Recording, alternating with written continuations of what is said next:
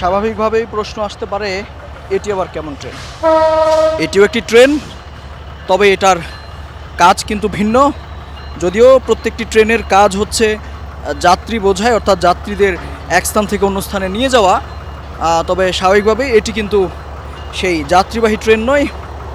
এটি মূলত কোনো ট্রেন যদি আটকে যায় এবং কোনো রেল লাইনে যদি কোনো সমস্যা হয়ে থাকে, সেই রেল লাইন মেরামতের জন্য এই ট্রেনটি ব্যবহার করা হয়ে থাকে। অর্থাৎ কোনো ট্রেন যদি কোনো ইঞ্জিনে বিকল কিংবা সাধারণভাবে আমরা যেমনটি দেখে থাকি ট্রেনের চাকা অর্থাৎ ট্রেনের যেই লাইনগুলো রয়েছে লাইনচ্যুত হয়ে থাকে, সেটি যখন হয় তখন আসলে এই ট্রেনটি এই মেরামতের উদ্দেশ্যে সেই স্থানে ছুটে যায় এবং সেখানে গিয়ে কিন্তু এই ট্রেনটি দিয়েই কিন্তু উদ্ধার করে আনা হয় আটকে যাওয়া ট্রেনগুলোকে।